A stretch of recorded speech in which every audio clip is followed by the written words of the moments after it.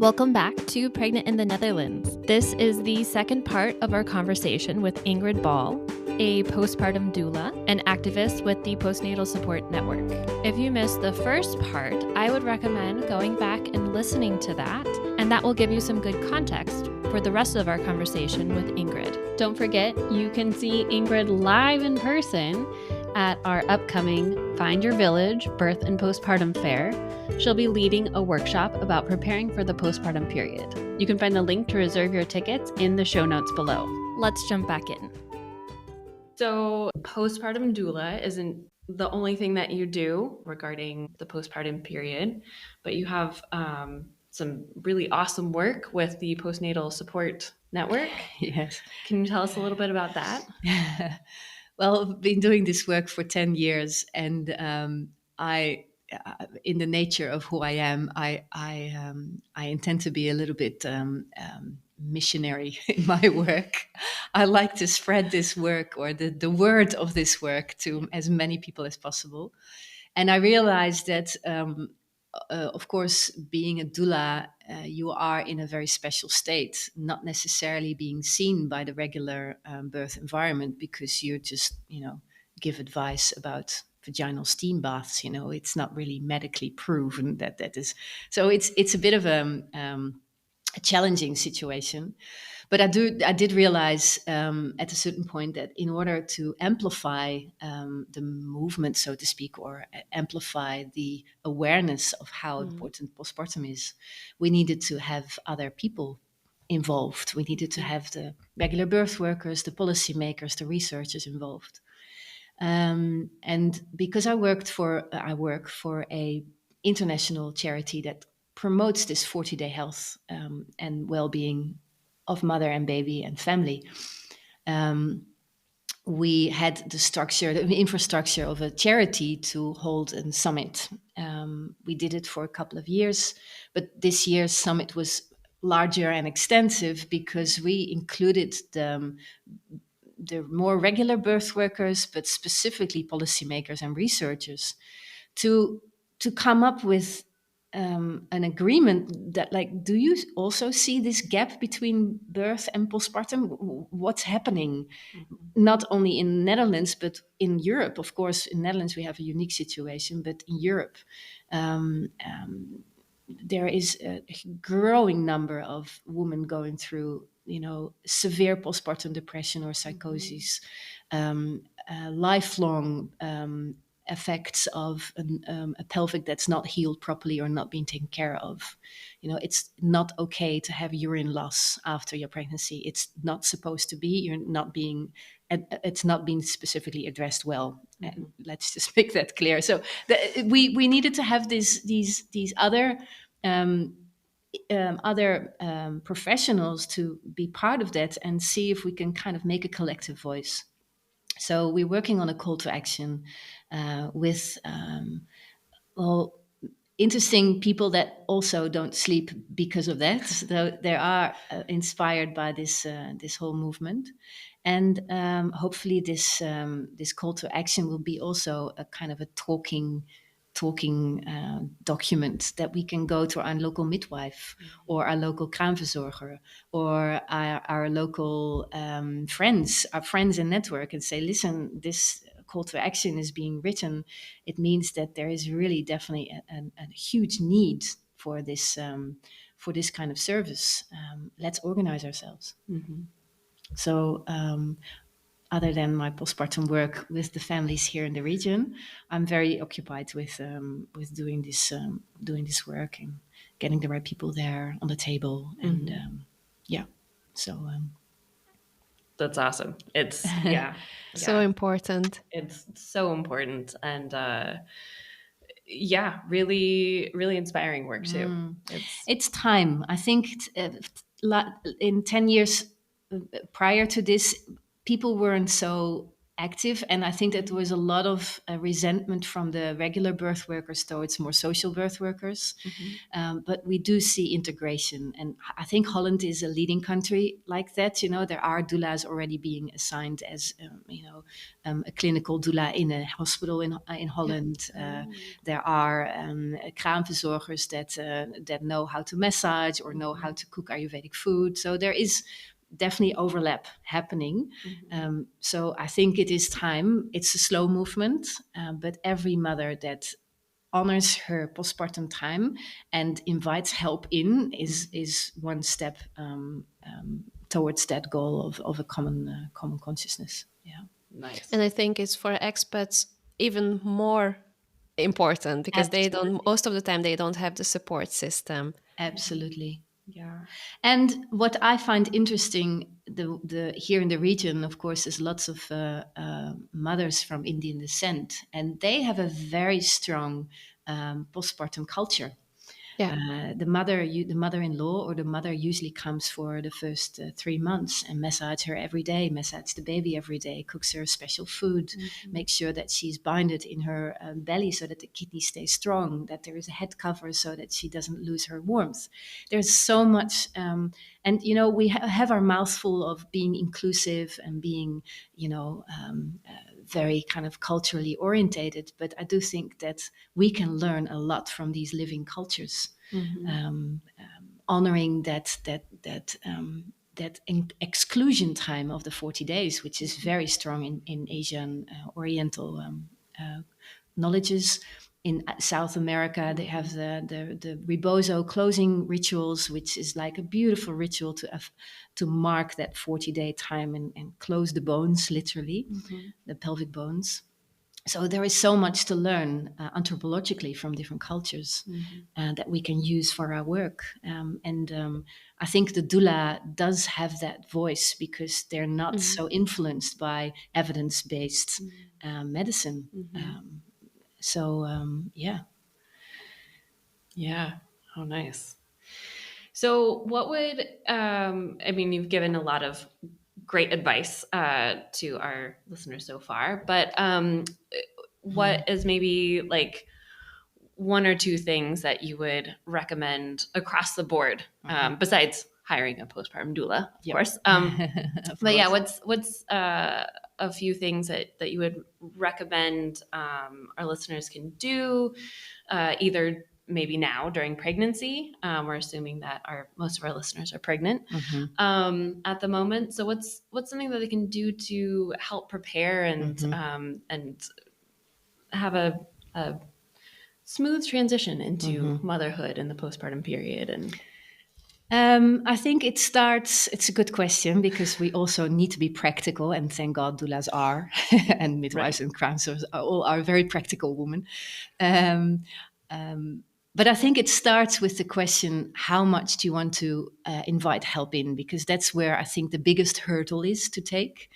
And I do like to remind the listeners that asking and inviting help or accepting help, if there's any help offered, doesn't necessarily come from a place of victimhood or that you're needy. It comes from a place of acknowledgement and of privilege. And I do like to address this very much to every pregnant woman. You are in an extreme privileged state, and you have to realize that you can invite this help in. It's actually of the utmost importance for us as a society that a mother learns how to rest, how to nurture herself, so that she can nurture our village for the future. So that's the first hook that I'd like them to really remind themselves of. If you have an image of this village that you'd like to invite in, do go out and talk about that image, write it down, make a drawing, speak to your peers, your colleagues at work, your neighbors, the people from the yoga class, talk about that image and see if it is a common image. And if you feel that there is something alive with the other people that you speak to, see if you can address the fact that you can set up a meal train. It's a very simple first step towards, inviting people in, is a meal train. You can go to mealtrain.com, which is a very simple website. You add all the email addresses of the people that said, yes, I'd like to be of help. You give them some instructions of your food needs, which are a little bit different than the normal needs. But of course, you need twice as much food and lots of fats and lots of good healthy stuff. Usually not kind of raw food or cabbage, air producing foods. There's actually a list on our website. You can actually refer to that food guidelines, but just share it with your friends and say, listen, I'm in a special state. I really hope that you can monetize, might not be the right word, but get practical with your intent to help me. Can you please fill in the date that you can actually make a dinner? And don't hesitate to ask for 3 dinners or 5 dinners, even every day. I mean, I had my postpartum time with my first son, and I had invited somebody in my house, which I didn't really know, but I knew that she was a great cook. She lived upstairs in the attic, and she cooked me 3 more meals a day for 6 weeks. And it was a bliss. I came out of that postpartum completely empowered and healed, and it really got me so sad. This is the right reason why I do this work. I realized that I was the only one, and I know that all these mothers have a choice, but they don't do it. Yeah. So what's happening, ladies? Yep. Allow to have that joy, and that. I mean, it's maybe not even for yourself, but for your children. So extremely important that they know they're not alone, and they can reach out if they need. Yeah. So practically, meal train is, I think, the first step. Don't hesitate if you're in postpartum and you feel that you need extra help to also call out for. Maybe not even a doula itself, but the doula usually has a huge phone list of people and experts that do know how to help the specific needs that you have. So don't think that they will count the hours straight from the first phone call. Just reach out and call so that they can be helped. Yeah. And if someone who's listening to it thinks that, oh my gosh, I want Ingrid, how can they get in touch with you? Well, I have a website, ingridbal.com. And we are going to put it in the show notes as well. Yeah, absolutely. I can give you, there's an agenda that you can put a free consult for half an hour in on my website. So you can always call and reach out. What might also be useful, I have produced a postpartum plan book, which is a booklet you can download. And it's an amazing practically book, because then you can actually prepare your postpartum and have talking points with your husband. What gifts can you actually ask from your friends that are, supporting in this narrative? So that book is also very helpful. Yeah. Yeah, and planning. I think that was also really important what you mentioned, that knowing that, for example, my husband will be only available for 2 weeks, then I need to arrange something, for example. Yes, absolutely. Yeah. It's action that counts. Of course, we can all dream, you all can probably be very inspired with my words, but you have to translate it into action. Otherwise, they don't have any meaning. Yep. Yeah. I agree with you, Juliana. Yeah, and I always say that people love to help when they know exactly what they can do. So actually preparing a meal that's really practical. Okay, now I know how can I help my friend, and I'm going to do it. Yeah. If you just let me know if you need any help or if I can do anything for you, and then mostly thanks, nothing comes back from that. Exactly. Yeah. We're not in the stage yet when people exactly know how to deal with you in postpartum. They don't know how the conversation, is happening. They come and they go and sit on the couch and they expect to hold the baby. We need to change that kind of narrative. And you as a mother need to take the leading stand in this, not during your postpartum, but ideally prior to your postpartum. Yes. Yeah. And don't hesitate to share with the friend that might be in a kind of emotional challenged state to say, listen, I really like to, invite friends that can help. I hope that you don't mind that I will ask specific friends. You're very welcome to come after a couple of weeks when I'm actually healed I had the same situation with my mother-in-law, which I really didn't like to have during my postpartum because she's just too much. And I knew that because in the state I was in, the sensitive emotional state, but even you're just open, you're just like the nervous wiring of your baby. You just hear, smell, see, sense everything. And people that are not sensitive to that state can kind of overrule you completely. And if you know that in advance, or if you have an idea, okay, well, this neighbor, I'm sure that don't ask her and don't feel horrible about it. It's your time, and you can invite them after 6 weeks. They don't mind. Yeah. To wait. Right. Just wait. Yeah. But say no. Yeah. Yeah. That's good. So to kind of close off, do you have a favorite memory or funny stories from your work as a doula? Oh God, there's so much happening during those times. It's not really funny. It's not like haha funny, but something that really warmed my heart was the last family that I served. And she was doing well. She was, emotionally quite stable woman. The father was very present, so it was a lovely time with them. There wasn't like any kind of big things, but I knew that underneath there was a lot of shifts happening, and she wasn't so open about it herself. But at a certain point, I realized after the weeks, I think it was week 3 or 4, when she started to stabilize. And there was actually a shift in that week 3 where also the breast milk substance is changing, and the baby all of a sudden has different needs, and she gets a bit insecure. And that moment was happening. And I remember that I didn't even massage her or did anything physical on her, but I made sure that the house was clean, which she valued very much.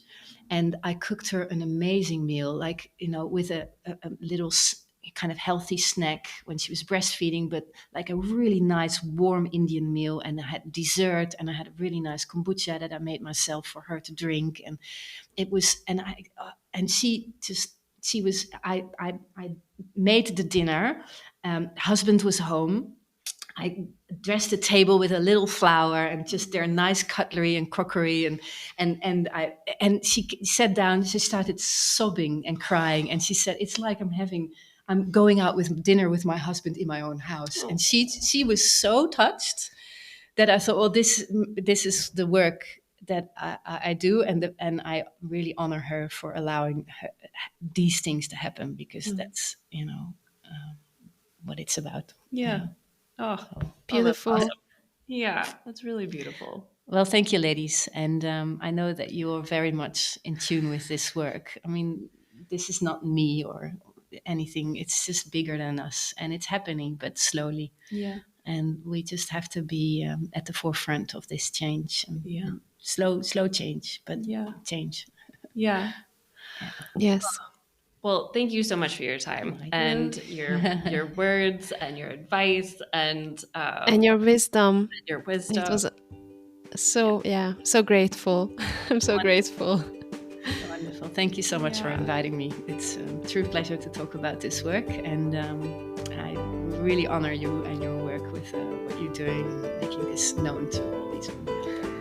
Thanks so much for listening to this fantastic conversation with Ingrid Ball, a postpartum doula, an advocate with the Postnatal Support Network. You can catch Ingrid at our upcoming Find Your Village Birth and Postpartum Fair, happening on June 28th from 10 until 5. Make sure you reserve your tickets today. If you enjoyed this episode, please subscribe, like, or leave us a review. This really helps other families find our podcast and the support they need when they are pregnant in the Netherlands. Take care. See you next time on Pregnant in the Netherlands.